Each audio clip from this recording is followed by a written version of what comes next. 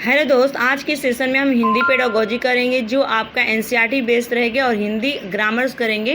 तो चलिए क्लास को स्टार्ट करते हैं बिना लेट किए। एनसीईआरटी टेक्स्ट बुक से तो पूछा गया आपका पहला, भाषा की उत्पत्ति कहाँ से हुई है। तो इसका अर्थ होता है कि भाषा संस्कृति धातु से उत्पन्न, इसका अर्थ होता है बोलना। ठीक है, तो यहाँ पे फर्स्ट क्वेश्चन आ चुका है, भाषा दिखाती हूँ। तो सबसे पहले ये पूछा जाता है कि भाषा की उत्पत्ति किससे हुई। तो भाष एक तरह से धातु है जो संस्कृत वर्ड है, और भाष का मतलब होता है बोलना। तो भाष किस धातु से, भाषा किस धातु से उत्पन्न हुई। तो चार ऑप्शन दिए गए, भाष, ऑप्शन विद्या भाष, ऑप्शन से भाष, ऑप्शन विद्या भाष। तो अगर मैं बात करूं तो क्वेश्चन में फर्स्ट का, तो भाष की धातु से उत्पन्न है। तो B is the correct answer, भाष से। ठीक है, जिसका मतलब होता है बोलना, और भाष जो है संस्कृत वर्ड। ठीक है, तो यहाँ पे डायरेक्ट लिखा गया है कि भाष जो होती है किससे होती है, बोलना। भाष का अर्थ क्या होता है, बोलना। अब भाषा का अर्थ देखते हैं। ठीक है, भाषा एवं साधन है जिसके द्वारा हम अपने विचारों को व्यक्त करते हैं। ठीक है, आप सभी को पता है ना कि भाषा क्या है, अपने विचारों का आदान प्रदान करना, एक दूसरे का कम्युनिकेशन, संप्रेषण करना, बातचीत करना। ठीक है, भाषा मुख से उच्चारित होने वाला शब्दों और वाक्यों आदि का वह समूह है जिनके द्वारा मन की बात बतलाई जाती है। ठीक है, भाषा क्या है, यह उच्चारित होने वाला शब्दों और वाक्यों आदि का समूह है जिनके द्वारा हम मन की अपनी बात, जो हमारे मन में बात आती है, हम अपने माता पिता से, पेरेंट्स से, टीचर से, ऑफिस में दोस्त से, आस पड़ोस से जो भी हमें बात करनी रहती है, तो किससे करते हैं, हम बोल के करते हैं ना, लिख के करते हैं ना। अपनी भाषा जो भाषा होती है, जो बोल के हम व्यक्त करते हैं अपने विचारों को, वो क्या होता है, एक भाषा ही है ना। तो भाषा किसे कहते हैं, यहाँ पे देखिए आंसर क्वेश्चन दिया है। क्वेश्चन फर्स्ट दिया, पूछ रहा है यहाँ पे ऑप्शन है भावों के आदान प्रदान के साधन को, ऑप्शन बी दिया लिखने के ढंग को, ऑप्शन सी दिया भाषण देने की कला को, ऑप्शन डी दिया है इन सभी को। तो देखिए भाषा किसे कहते हैं। ठीक है, इस तरह से क्वेश्चन पूछा सकते हैं, भाषा कहते हैं। ठीक है, तो इसका अगर मैं राइट आंसर करूँ, लिखने के ढंग से नहीं होगा, भाषा के आदान प्रदान के साधन को। ठीक है, जब अपने विचारों को, यहाँ पे लिखा गया है देखिए, विचारों को व्यक्त करना। ठीक है, तो यहाँ पे अपने विचारों को क्या व्यक्त करेंगे, आदान प्रदान करना। अपना जो आइडिया है, जो थॉट है, जो हम सोचते हैं, विचारते हैं, जो भाव होते हैं, जो हमारे मनोकामना होती है, दूसरों के सामने रहते हैं। अब भाषा के प्रकार देखेंगे। ठीक है, भाषा के प्रकार की अगर मैं बात करूं तो ये कितने प्रकार के होते हैं, दो प्रकार के। एक आपका होता है मौखिक भाषा, दूसरा होता है लिखित भाषा। मौखिक भाषा को आपको बोला जाता है ओरल लैंग्वेज, और लिखित भाषा को बोला जाता है रिटन लैंग्वेज। ठीक है, तो भाषा के कितने प्रकार होते हैं ये भी पूछा जाता है। और तो आप बताएंगे कि दो प्रकार के होते हैं, कौन कौन होता है। तो आप बताएंगे कि एक मौखिक भाषा होता है, दूसरा आपका लिखित भाषा आता है। तो मौखिक भाषा मीन्स अगर मैं बात करूं यहाँ पे, तो जो मुंह के द्वारा बोला जाता है। लिखित भाषा मीन्स अपने लेटर के द्वारा, एप्लीकेशन के द्वारा दूसरे को हम क्या करते हैं, बताते हैं कि हमें ये समस्या है, हमारी ये बातों को सुनो। ठीक है, तो वो आपका लिखित होता है। ओरल की अगर मैं बात करूँ, जैसे आपका वाइवा लिया जाता है, इंटरव्यू लिया जाता है, आप किसी से बातचीत करते थे, ये आपका ओरल होता है। तो ये आप लोग को समझ में आया ना कि मौखिक मीन्स क्या होता है, ओरल, जो हम अपने बात को बोलते हैं, अपने विचार को। तो चलिए क्वेश्चन करते हैं, बोलकर भाव एवं विचार व्यक्त करने वाली भाषा को डैश कहते हैं।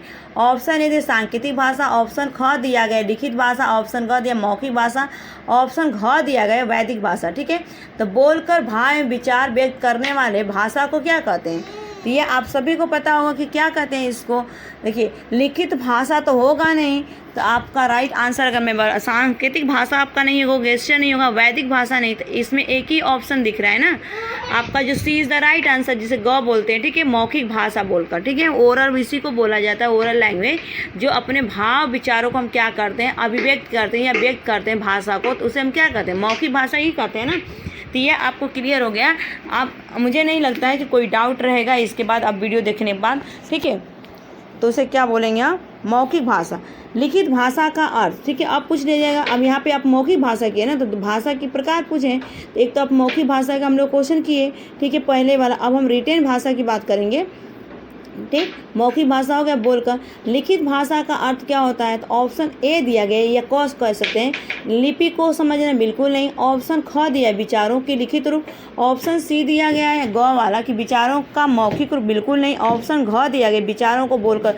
देखिए विचारों को लिखित रूप, अगर मैं बात करूँ लिखित भाषा का मतलब क्या होता है, रिटन लैंग्वेज की मतलब क्या होता है, जैसे हम एग्जाम्स देते हैं ना, जैसे आप सीटेट एग्जाम्स देते हैं, यूपी टेट एग्जाम, तो विचारों को मौखिक तो होगा नहीं, विचारों को बोलकर हम नहीं समझेंगे, लिपि को हमें नहीं समझाना। तो यहाँ पे अगर मैं बात करूँ तो राइट आंसर क्या होगा, ख, ठीक है, विचारों को लिखित रूप से, ठीक है, B is the right answer होगा लिखित भाषा को। आई होप कि ये वीडियो आप लोग को समझ में आएगी। अगर वीडियो समझ में आएगी तो शेयर, सब्सक्राइब, लाइक जो भी करना रहेगा कर दीजिएगा। चैनल पर पहली बार हो। चलिए, भाषा और बोली में अंतर। देखिए, भाषा क्या होती है और बोली क्या होती है, इन चीज़ों को हम देखेंगे। भाषा और बोली में तो सबसे पहले बोली देखते हैं। एक छोटे क्षेत्र में बोली जाने वाली भाषा क्या होती है, बोली कहलाती है। और बोली में साहित्यिक रचना नहीं होती है, ठीक है। जब हम छोटे गांव में रहते हैं, गांव में जैसे रहते हैं, वहाँ पे एक क्या होती है, बोली बोली जाती है ना, उनकी अलग अलग मातृ भाषा होती है, ठीक है। और उसे क्या बोलते हैं, उसमें कोई साहित्यिक रचना नहीं होता है, ठीक है, तो उसे हम बोली कहते हैं। और भाषा का अगर हम बात करें तो साहित्यिक जब उस भाषा को अपने साहित्य के ठीक है, विचारों को लिखित रूप से, ठीक है, B is the right answer होगा लिखित भाषा को। आई होप कि ये वीडियो आप लोग को समझ में आएगी। अगर वीडियो समझ में आएगी तो शेयर, सब्सक्राइब, लाइक जो भी करना रहेगा कर दीजिएगा। चैनल पर पहली बार हो। चलिए, भाषा और बोली में अंतर। देखिए, भाषा क्या होती है और बोली क्या होती है, इन चीज़ों को हम देखेंगे। भाषा और बोली में तो सबसे पहले बोली देखते हैं। एक छोटे क्षेत्र में बोली जाने वाली भाषा क्या होती है, बोली कहलाती है। और बोली में साहित्यिक रचना नहीं होती है, ठीक है। जब हम छोटे गांव में रहते हैं, गांव में जैसे रहते हैं, वहाँ पे एक क्या होती है, बोली बोली जाती है ना, उनकी अलग अलग मातृ भाषा होती है, ठीक है। और उसे क्या बोलते हैं, उसमें कोई साहित्यिक रचना नहीं होता है, ठीक है, तो उसे हम बोली कहते हैं। और भाषा का अगर हम बात करें तो साहित्यिक जब उस भाषा को अपने साहित्य के अंतर्गत सामान्य रूप से प्रदान कर देते हैं तथा उसका और क्षेत्र विस्तार हो जाता है तो क्या कहलाता है, आपका भाषा कहलाती है। जैसे एग्जाम्पल के तौर पर आप हिंदी बोलते हैं, पंजाबी जैसे आप बोलते हैं तो पंजाबी में कुछ और बोलते होंगे ना वहाँ पे, तो वहाँ पे पंजाबी क्या होगा, आपका भाषा हो गया ना। तेलुगु आपका भाषा हो गया ना। कन्नड़ी आपका भाषा हो गया एक तरफ से, ठीक है, क्योंकि इसका विस्तार किया है, डिटेल में बताया गया इस चीज़ को। इन्हें हम क्या कहेंगे, भाषा ही कहेंगे ना, तो इसे हम भाषा कहेंगे। तो ये जो भाषा और बोली में अंतर, भाषा और बोली के, देखिए भाषा के प्रकार तो अभी देखें, एक भाषा के अंतर्गत कई उपभाषाएँ होती हैं तथा एक उपभाषाएँ के अंतर्गत कई बोली, तो एक भाषा के अंतर्गत कई उपभाषाएँ होती हैं और तथा एक उपभाषाएँ के अंतर्गत कई बोलियाँ होती हैं। तो ये आप लोग को समझ में आना चाहिए कि भाषा के अंदर क्या क्या आते हैं, उपभाषाएँ। हिंदी भाषा की उत्पत्ति और विकास किस तरह से हुआ, तो ये भी पूछा जाता है कि हिंदी भाषा की उत्पत्ति और विकास, जितने में अंडरलाइन है रेड से ना, वो आपके सारे मेन की पॉइंट है, रटना नहीं है, आपको समझना है। हिंदी भाषा की जो उत्पत्ति भारत के उत्तर पश्चिम में सिंधु नदी से संबंधित है, ठीक है। कहाँ से ये संबंधित है, उत्तर पश्चिम में सिंधु नदी से संबंधित है। वेरी मोस्ट इम्पोर्टेंट ये क्वेश्चन है, ठीक है। अगर मैं बात करूँ, ये टॉपिक जो करा रही हूँ, अधिकांश विदेशी यात्रियों ने सिंधु का उच्चारण हिंदू के रूप में किया, ठीक है। और जो वहाँ पे रहने वाले थे उत्तर पश्चिम में सिंधु, तो ये सिंधु का उच्चारण हिंदू के रूप में किया तथा वह सिंधु नदी के पूर्व में रहने वाले लोगों को हिंदू कहने लगे, ठीक है। क्या कहने लगे, हिंदू कहने लगे। हिंदू के रूप में जो रहता था उसे क्या कहने लगे, सिंधु नदी के पूर्व में हिंदू कहने लगे। तो ये आप लोगों को समझ में आया ना, सिंधु नदी के पूर्व जो रहने वाले लोग थे उनको क्या कहा गया था, हिंदू कहते थे, ठीक है। और यहाँ पे आप लोगों को सारी चीज़ें जो क्लियर कट होना चाहिए, ठीक है, कि कोई भी डाउट नहीं होना चाहिए। हिंदी भाषा की उत्पत्ति किस भाषा से हुई है, तो 4 ऑप्शन दिए गए। ऑप्शन ए या क दिया गया अंग्रेजी, ऑप्शन ख दिया गया बी बोल सकते हैं फ्रेंच, ग दिया गया उर्दू, ऑप्शन घ दिया गया संस्कृत या डी बोल सकते हैं, ठीक है। तो यहाँ पे पूछा गया है कि किससे हुई है, तो ये आपका Sanskrit, D is the correct answer होगा। हिंदी भाषा की उत्पत्ति किस भाषा से हुई, तो आप बताएंगे संस्कृत वर्ड से हुई थी, ठीक है, जिसका मतलब होता है यहाँ पे जननी, ठीक है। हमारी जननी मीन्स क्या होती है, माता होती है, ठीक है। तो हिंदी भाषा की उत्पत्ति और विकास आप सभी को पता हो गया है कि जो यहाँ पे हिंद, इस प्रकार के हिंदी शब्द की उत्पत्ति हिंद देश के निवासियों के अर्थ में हुई। आगे चलकर यह शब्द हिंद की भाषा के अर्थ में प्रयुक्त होने लगा, ठीक है। ये कहाँ से हुई थी, हिंद देश के निवासियों के अर्थ में हुई और ये आगे चल के हिंद भाषा के रूप में, अर्थ के रूप में प्रयुक्त होने लगा, ठीक है। भाषा के कुछ अन्य भेद भी होते हैं, तो आपको 4 ऑप्शन दिए गए। ऑप्शन ए मातृभाषा, ऑप्शन सेकेंड दिया गया है यहाँ पे, तो राइट आंसर क्या होगा, A is the correct answer होगा, ठीक है। अन्य भेद भी होते हैं, तो यहाँ पे मातृभाषा, राजभाषा और यहाँ पे थर्ड राष्ट्रभाषा, मानक भाषा, तो इन चारों को हम क्या करेंगे, डिटेल में पढ़ेंगे, ठीक है। तो अगर पूछेगा कि भाषा के कुछ अन्य भेद भी होते हैं तो कौन कौन से होते हैं, तो आप बताएंगे मातृभाषा होते हैं, आपका राजभाषा होती है, ठीक, और राष्ट्रभाषा, मानक भाषा, ठीक है। इनको हम डिटेल में पढ़ेंगे कि आज के बाद आपको कोई भी वीडियो देखने की ज़रूरत नहीं पड़ेगी। आज ये वीडियो आप लोग देख लेते हैं तो, ठीक है। अगर मैं बात करूँ तो चलिए स्टार्ट करते हैं। भाषा के कुछ अन्य भेद भी होते हैं। तो सबसे पहले मानक भाषा आते हैं, ठीक है। मानक भाषा का मतलब होता है भाषा के स्थिर तथा सुनिश्चित रूप को मानक भाषा कहते हैं। किसे कहते हैं? जिसे भाषा के स्थिर तथा सुनिश्चित रूप को मानक भाषा कहते हैं। तो ये आपको पता होना चाहिए कि किसे मानक भाषा कहते हैं, जो स्थिर हो, सुनिश्चित हो, एक सीक्वेंस में रखा गया। उसके बाद आता है राजभाषा। जिस भाषा में सरकार के कार्यों का निष्पादन होता है उसे हम राजभाषा कहते हैं। तो यहाँ हिंदी हमारी क्या है? राजभाषा है, ठीक है। हिंदी हमारी क्या है? राजभाषा है। जो हम तो राजभाषा आपको पता हो गया है कि राजभाषा मैंने जो सरकार के कार्यों का निष्पादन होता है उसे हम राजभाषा कहते हैं। और राजभाषा हमारा भाषा क्या है? ये आपका राजभाषा, ठीक है। हिंदी हमारी क्या है? राजभाषा, ठीक है। मानक भाषा आपको क्लियर हो गया। मानक भाषा जो होते हैं स्थिर होते हैं, ठीक है, और सुनिश्चित होते हैं। राजभाषा भी आपको क्लियर हो गया। जो सरकार के कार्यों का निष्पादन होता है उसे हम राजभाषा कहते हैं। उसके बाद आगे देखते हैं कुछ वर्ड, ठीक है। वर्ड भी पूछा जाता है ना। वर्ड जो होती है भाषा की सबसे छोटी इकाई ध्वनि। वर्ड क्या होती है? सबसे छोटी इकाई ध्वनि होती है। ध्वनि को लिखित रूप में वर्ड द्वारा व्यक्त किया जाता है, ठीक है। और यहाँ पे नोट्स है कि उच्चारण की से तो पहले तो उस चीज़ को जो आपके माता पिता बोलते हैं तो उस चीज़ को हम बोलते हैं जो पानी दो, बाबू आओ। आप भी बोलते हैं ना बाबू आओ। ये पैतृक नहीं होते, ठीक है। ये हमें क्या होती है? अर्जित एक संपत्ति की तरह मेरी होती है, ठीक है। जिसके माध्यम मम्मी बुलाती है इधर आओ तो आप सुनते हैं तो फिर उसको रिपीट करते हैं, ठीक। तो चलिए यहाँ पे कुछ क्वेश्चन कर लेते हैं। मौखिक ध्वनियों को जिन चिन्हों द्वारा लिख कर प्रकट किया जाता है उन्हें क्या कहते हैं?